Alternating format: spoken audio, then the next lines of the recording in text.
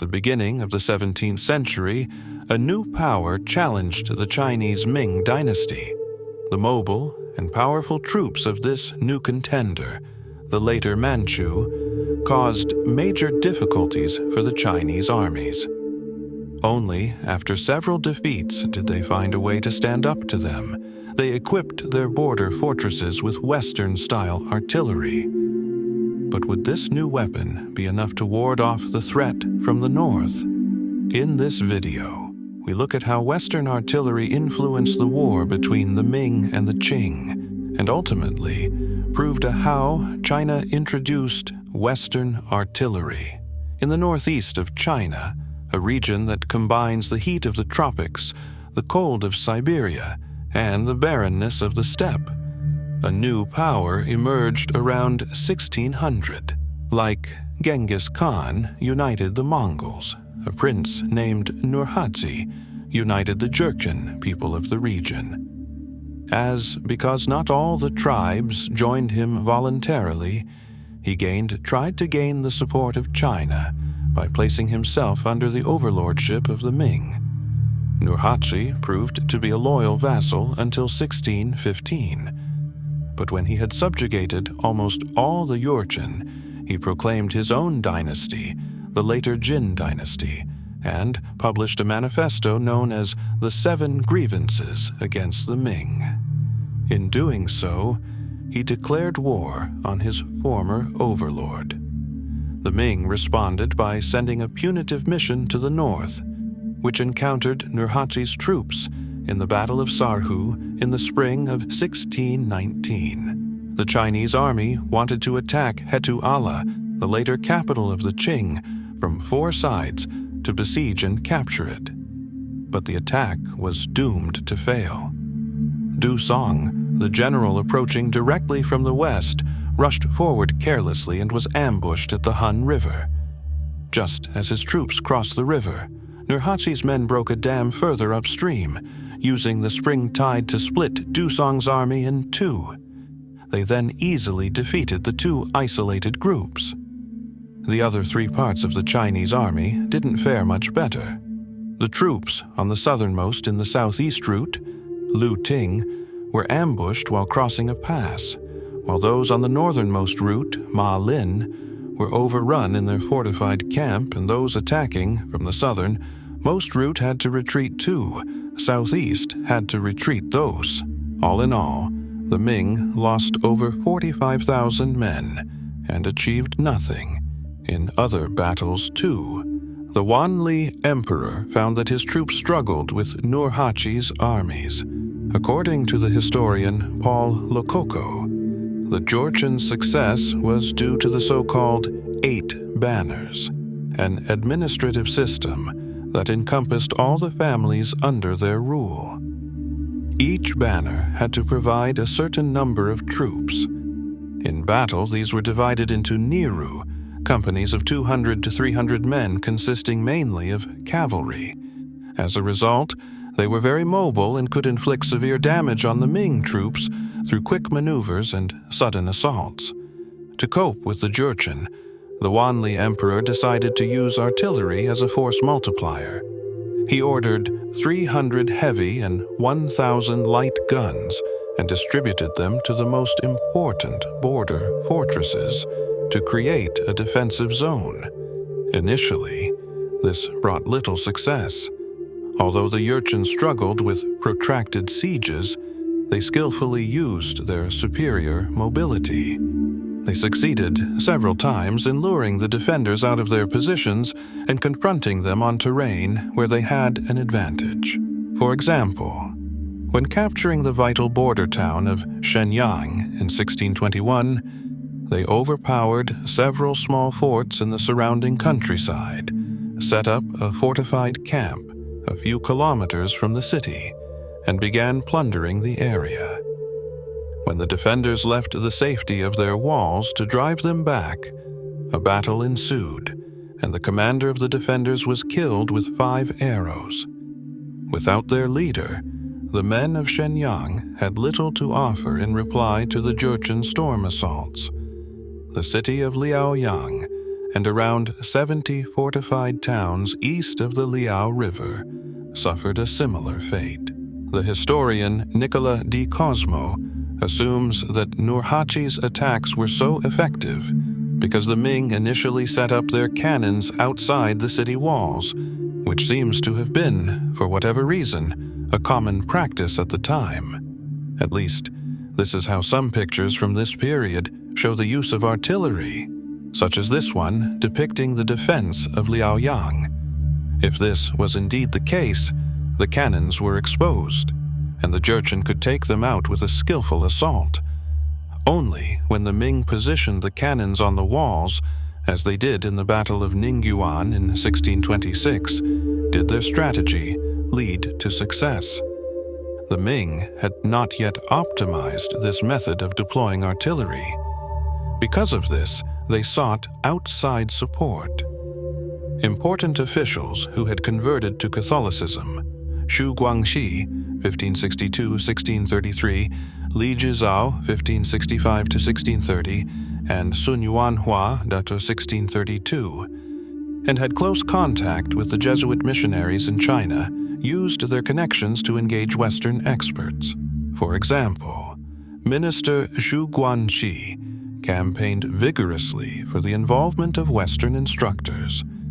After considerable back and forth, in 1623, he received permission to bring experts to Beijing and have them train his men. Unfortunately, however, an exploding cannon killed a Portuguese artilleryman and some spectators during a demonstration, renewing the government's skepticism. Only when a second convert, the military commissioner Sun Yuanhua, who was stationed in Shandong province near the Manchurian border, managed to convince the Minister of War, Sun Chengzong, that more modern artillery was the only way to win the war, did the Ming embark on a larger-scale modernization program.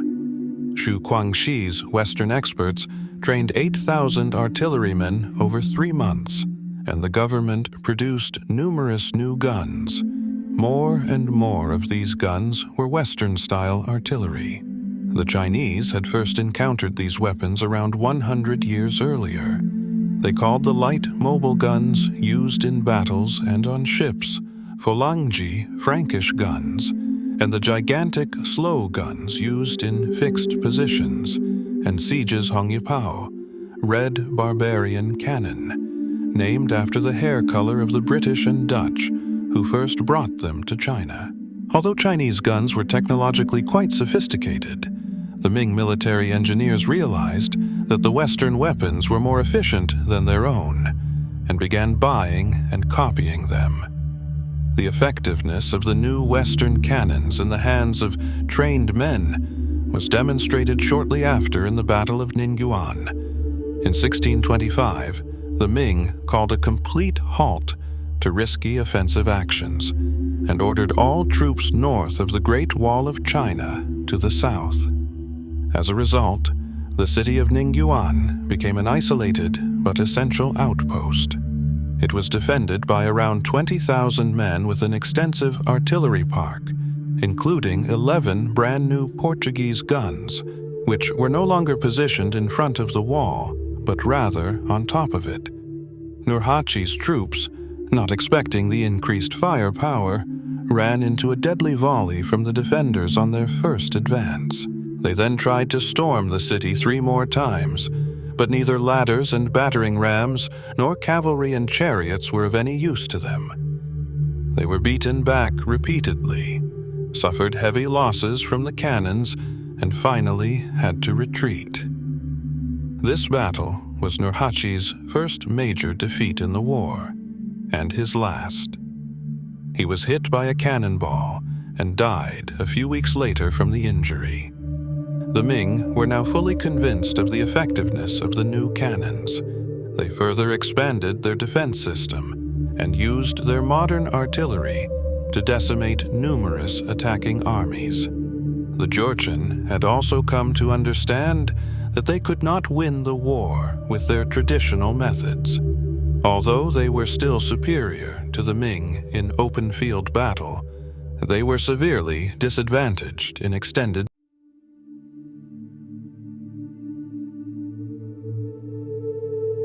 Therefore, Nurhaci's son and successor, Hong Taiji, also changed his strategy.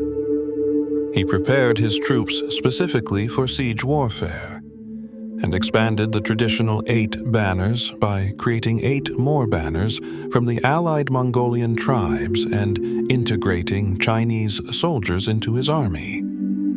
According to Paul Lococo, this was the most decisive adjustment of this reform. The Chinese troops were recruited from among conquered garrisons and volunteers, who became increasingly numerous thanks to Jurchen propaganda.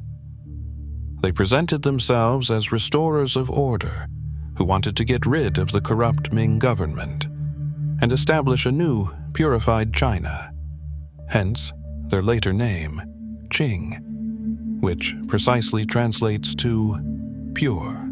Soon, many Chinese joined Hong Taiji, and he was able to form a Chinese contingent, the Old Han Army. These troops were mainly foot soldiers, which suited the Jurchen because they always had too few infantry, the type of unit particularly important during sieges. At the same time, Hong Taiji began to catch up with the Ming regarding artillery. He acquired as many guns as possible and recruited experts from the newly conquered Korea to produce more. By 1631, he had around 40 cannons operated by the artillerymen among the newly recruited Chinese. The first major battle in which Hong Taiji's reformed army was called to action was the Battle of Dalinghe in the autumn of 1631. Dalinghe was one of 3 fortress towns that formed the northernmost point of the Chinese defensive line. When Hong Taiji's troops reached the town, he did not let them attack directly, as his father had usually done, but ordered them to enclose the town and the defenses in front of it. Dalinghe was surrounded by around 100 small forts, forming a defense zone. Once the circumvallation was complete, Hong Taiji had his cannons raze the forts to the ground, one by one. At the same time, he used his cavalry to ensure they were not surprised by Chinese support forces. When he defeated a relief army of around 40,000 men near the Xiao River in October, and the most significant fort surrendered a few weeks later, Dalinghe capitulated. Hong Taiji's new tactics were successful. He had conquered one of the most important Chinese border fortresses. The guns that fell into the hands of the Jurchen at Dalinghe became the starting point for their first proper artillery units. After the battle, Hong Taiji hired experts to train his artillerymen and produce new guns. Hidden in the deep forests of Manchuria, a professional artillery corps with hundreds of guns was established very quickly. Together with the other reformed troops, it formed a modern, powerful army. Whether it was a match for the Ming armies would soon become apparent. In 1636, Hong Taiji officially claimed the imperial throne.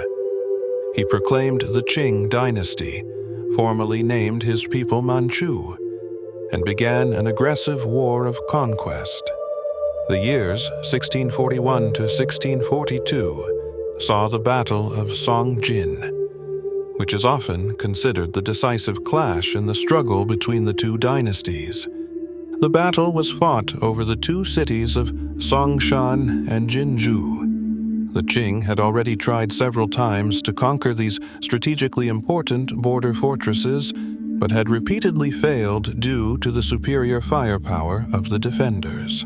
The Ming were therefore confident they could repel this attack, as they had all the others. They had no idea how powerful Hong Taiji's new artillery corps really was. The Qing came from the north and first surrounded the city of Jinzhou. They built extensive siege works to keep all support Ming forces at a distance and intercept all supplies.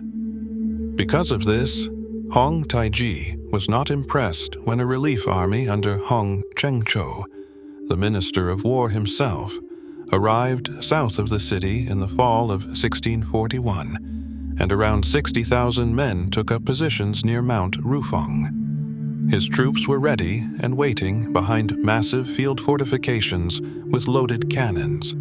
When Hong Chengcho's men attacked, they were greeted by a hail of bullets.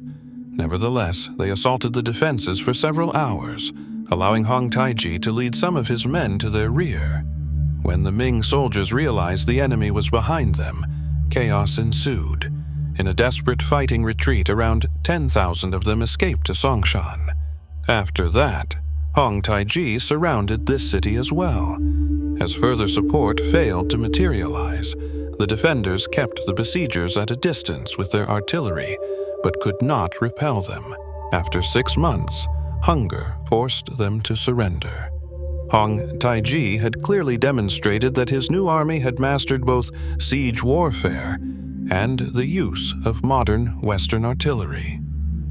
In less than 15 years, he had turned the weak points of his troops into their greatest strengths.